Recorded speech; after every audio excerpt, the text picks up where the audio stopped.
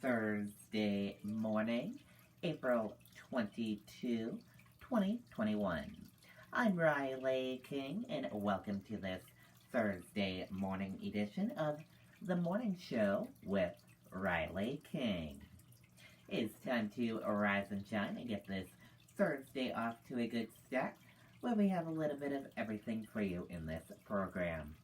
So grab that cup of coffee and sit back and relax and enjoy this morning edition of The Morning Show with Riley King, where we have a little bit of everything for you in this program.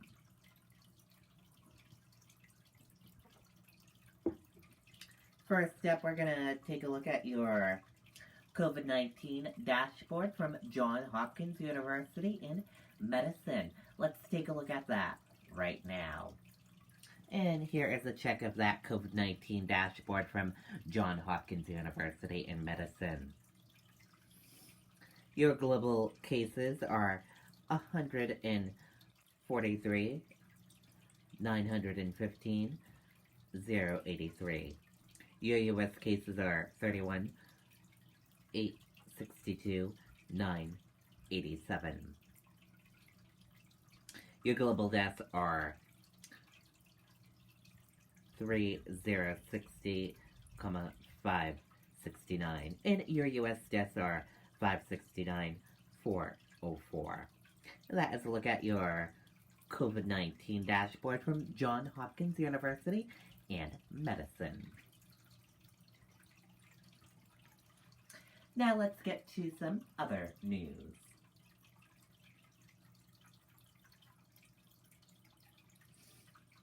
First up, Derek Chauvin behind bars in Minnesota max security prison. Let's take a listen to that video from ABC News.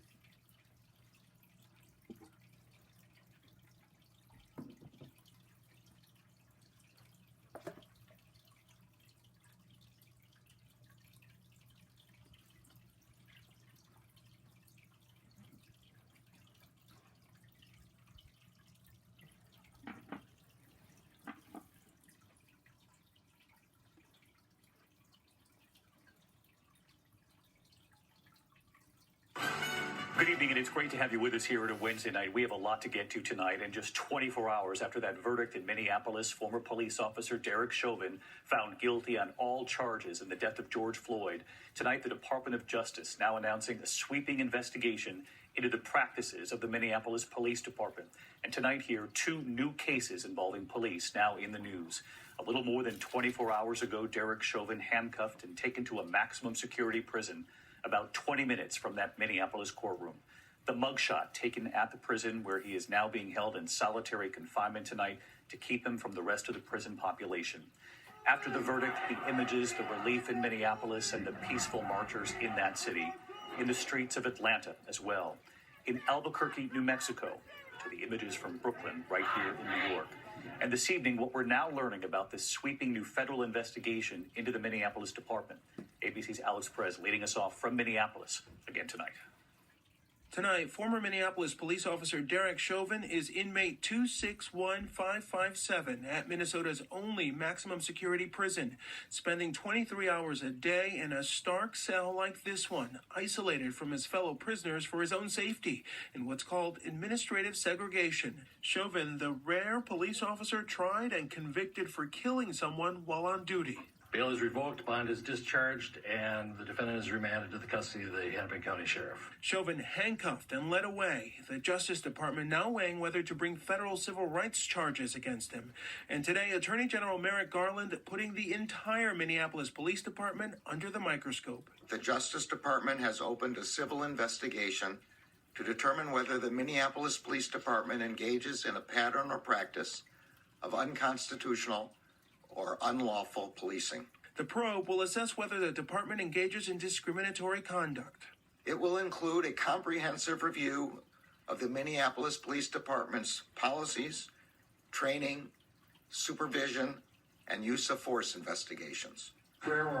Minneapolis Police Chief Medaria Arredondo testified Chauvin's actions in no way, shape, or form reflect departmental policy. It's not part of our training. and it is certainly not part of our ethics or our values. The chief now welcoming the federal investigation. And tonight, for so many, the verdict is cause for hope. Among them, 9-year-old Judea Reynolds, who witnessed the Floyd's murder and testified she told Chauvin to get off of him. Prosecutors saying the crime was so clear, a child could see it. Judea speaking to our Robin Roberts. And what was everybody saying when they heard that the former police officer had been found guilty? What were people saying around you? My mom said that we brought change. My dad said we won. What were you thinking and feeling? Kind of proud. That young witness talking with Robin this morning, and Alex Perez joins us from Minneapolis again tonight. Alex, we know that Derek Chauvin will be sentenced in about 8 weeks. Meantime, the 3 other officers involved in the death of George Floyd, we know scheduled to go on trial in August, but what could this guilty verdict on all charges for Chauvin mean, if anything, for the other officers?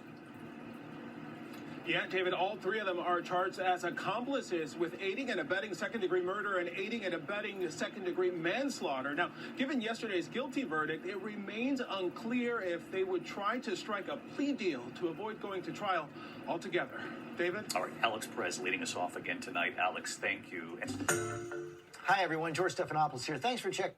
Okay, and there you go on that video and that report.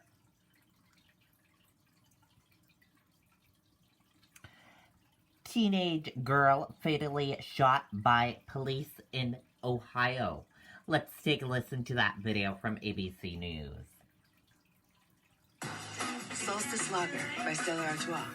A new way to savor time in the sun. And just moments before the Chauvin verdict was read in Minneapolis, news of another deadly police shooting, this time in Columbus, Ohio. A police officer shooting and killing a 16-year-old girl, authorities saying she was armed with a knife. The Columbus Division of Police quickly releasing the officer's body camera video tonight, showing the scene, asking for patience while the investigation now unfolds. And what the mayor is now saying tonight. ABC's Trevor Ault now from Columbus, and we warn you tonight, the images, again, are disturbing.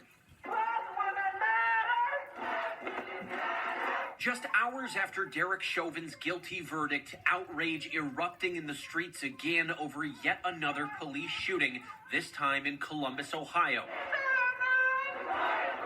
Hundreds of demonstrators shouting the name of Ma'Khia Bryant, a 16-year-old killed by a Columbus police officer Tuesday afternoon. If these grown girls over here trying to fight us, trying to stop us, get here now. Today, police releasing 911 calls and new body camera footage of the incident. Officer Nicholas Reardon stepping out of his vehicle, approaching multiple people in an altercation. It appears Ma'Khia Bryant, in the black t-shirt and jeans, swings a knife at the girl in pink. Officer Reardon then firing a burst of shots. She had a knife. She just went at her. Officers then performing CPR on Bryant until paramedics arrived. She would later die at the hospital. Her aunt at the scene in anguish. She was the good kid. She was loving. Yeah, she had issues, but that's okay. She deserved to die like a dog on the street. Now pressing questions for the city of Columbus after a recent string of fatal shootings by law enforcement. In December, Casey Goodson Jr. and Andre Hill, and now Ma'Khia Bryant, all shot and killed. And tonight, the mayor of Columbus is asking questions too. Did Ma'Khia Bryant need to die yesterday? How did we get here? This is a failure on part of our community. Some are guilty, but all of us are responsible. Trevor Ault with us tonight from Columbus. And Trevor, that officer I know is now on administrative leave, and the investigation now underway into whether the shooting was justified. It is, David, and the interim chief of police here is still not weighing in on that, but he has said officers are authorized to use lethal force if there's a deadly threat to themselves or to a third party. Now, an independent investigation is underway to determine whether or not Officer Reardon followed policy or broke the law. David? Trevor Ault in Columbus tonight. Trevor, thank you. Hi, everyone. Okay, and there you go on that video and that report. DOJ to investigate Minneapolis police after Chauvin verdict. Let's take a listen to that video from ABC News. to the new Department of Justice investigation into the Minneapolis Police Department that was announced today. ABC's Chief Justice correspondent Pierre Thomas joins us now. Pierre, this is called a pattern or practice investigation. Explain what that means. Lindsay, pattern or practice investigations are powerful tools, and they look into every aspect of a police department's actions and policies. It's essentially an audit that can examine who's being arrested and why. In Minneapolis, an ABC News investigation with our own stations found blacks were 19% of the city's population in 2018, but made up a whopping 63% of arrests. And we found black drivers were 5 times more likely to be pulled over than white drivers. Under the Obama administration, the Justice Department launched 25 pattern or practice investigations. Under the Trump administration, just 1 was launched. In our exclusive interview with the Attorney General this week, he vowed to use every resource to ensure equal justice, and he now appears to be putting every police department in the nation on notice, Lindsay. And Pierre, one of those investigations during the Obama administration that you mentioned looked at the Ferguson, Missouri Police Department after the 2014 shooting death of Michael Brown by police. What was the outcome of that investigation? Well, one of the things they found is that the police department was engaging in a pattern and practice of basically using traffic violations and other such methods to target black people to fill the city coffers. That was the allegation. Pierre Thomas, our thanks to you. Hi, everyone. George Stephanopoulos. Okay, and there you go on that video and that report. And we are going to switch gears now. Whoops, sorry about that. That is not what we wanted. Here we go. We're going to switch gears now, and let's go into weather. Let's take a look at the weather across the United States for all of you right now. As you can see over near Maine and up in Canada, there's some snow and a little bit of rain band as well. And there's some snow along Albany, New York, and around here as well, but New Hampshire is all dry. And there are some little snow near Pittsburgh and some rain showers here and some snow around here as well. Otherwise, it's fairly dry in the United States for this Thursday. And also today is Earth Day. Happy Earth Day, everyone. And that is a look at the weather across the United States. And we are going to switch gears now. And in honor of Earth Day, we are going to talk about a volcano.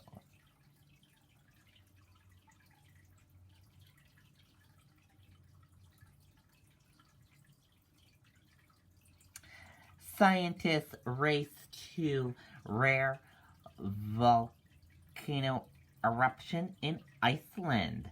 That is in honor of Earth Day. Let's learn more about that right now. Happy Earth Day, everyone. Now on GMA, celebrating Earth Day this week and taking you to one of the most incredible places on the planet, this active volcano in Iceland. The nation is opening to tourism to people who are fully vaccinated, and that includes our Will Reed. He's there live this morning. Will, tell us what you're seeing, how it feels. Amy, this is amazing. I'm not sure if words or images can properly convey how spectacular this is. We do have a drone to help us out. This is the Fagradalsfjall volcano. It is erupting behind me as it has been for over a month, and experts say it will keep doing so for months and years to come. That lava back there, 2,000 degrees plus Fahrenheit, and there are swirling gases with these winds. That's why I have this gas mask to stay safe. We are at a safe distance to explore this natural wonder. It's an eruption nearly 800 years in the making and causing quite the commotion on this Icelandic peninsula. Look there at all that lava coming out, 2,000 degrees Fahrenheit. This is the first time in 800 years that the volcano on this peninsula has erupted. Breaking through the Earth's surface in March, additional fissures continuing to open, forming an ethereal landscape.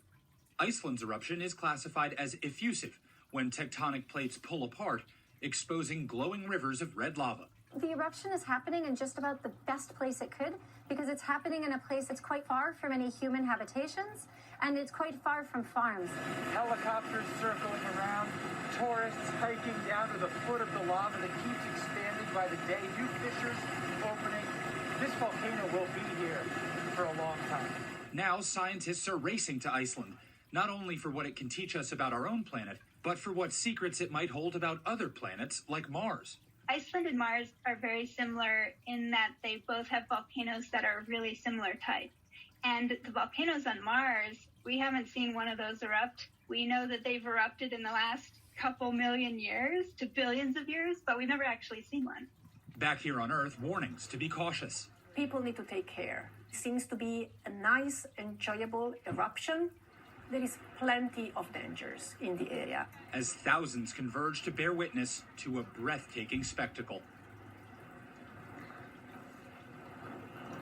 This really does look like another planet. It is so worth the trek to get here. It's not a far drive from the airport. Then you have to hike up a little bit to get here, or you can take a helicopter. You do have to be careful, though. There's lots of these gases. We have these meters that when they go off, you have to back away. You put your mask on. We actually had to do that yesterday when we were here filming, but all good right now, but we're staying vigilant. Yeah, because, Will, I was going to say even more impressive than that pronunciation was of that volcano, which I will not attempt, is just how close you are to that eruption. But I know you're keeping safe, so just explain that for us.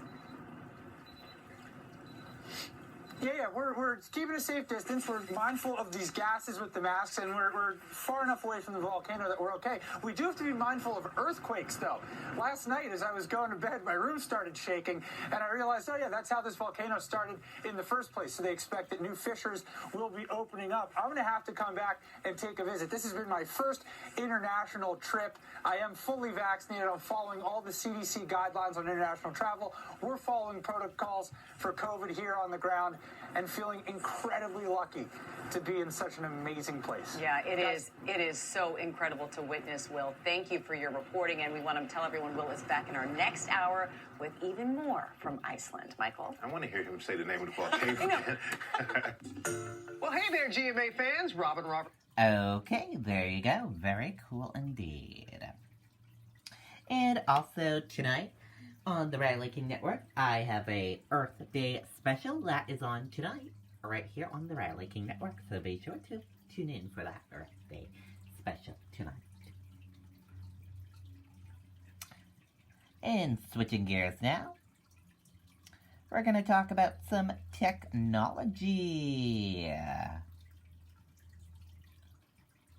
And in technology, Apple came out with some new products. Here's a recap of everything at the Apple event that got announced. Let's take a look right now. Spring loaded. Introducing the new iMacs. Look at the colors you can get in for the new iMac. The new colors for the new iMac. Wow. Cool.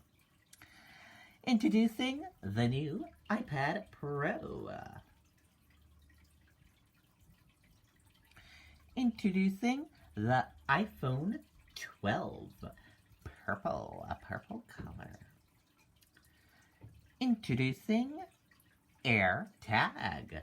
Attach one of your keys and slip another one in your backpack, just like that. There on your radar in the Find My app. Introducing the Apple TV 4K. And that is a look at the new products that Apple announced at their event recently. Very cool indeed. And you can just go to the Apple website to read more about those new products. And we're going to switch gears now. Let's go into entertainment news. And in entertainment news, Britney Spears answers fan questions on IG and says that she's totally fine. Let's take a listen to that video from Entertainment Tonight. We're here to answer answer all of your questions. Am I okay? Yes, I'm totally fine. I'm extremely happy. I have a beautiful home, beautiful children. Britney, who recently made a rare public appearance to shop in Malibu, tried to reassure her worried fans. I'm taking a break right now because I'm enjoying myself. But her posts, including this fashion video, come amidst a startling development in her conservatorship case. Her once close parents are facing off against each other. We're very close, and we're raised in a family together, and we're best friends. E.T. has obtained court documents filed by Lynn Spears. Britney's mom is objecting to a request by her ex-husband Jamie for attorney's fees totaling more than $890,000. Keep in mind, that money is paid out of Britney's estate. Lynn calls the request substantively improper. Some of that money, $224,000, was allegedly used for press relations. If she wants to end her conservatorship, she can file a petition to end it. Including TV interviews by Jamie's attorney to, quote, combat media coverage that cast Mr. Spears in a negative light. Jamie loves his daughter. The issue is expected to be discussed at Britney's next conservatorship hearing a week from today. Okay, and there you go. And that is it for this Thursday edition of The Morning Show with Riley King. Thank you for watching this Thursday edition of The Morning Show with Riley King. Have a great rest of your Thursday and a great rest of your day. And see you back here tomorrow for another edition of The Morning Show with Riley King. And see you back here later on today with more news coverage. Goodbye, everyone.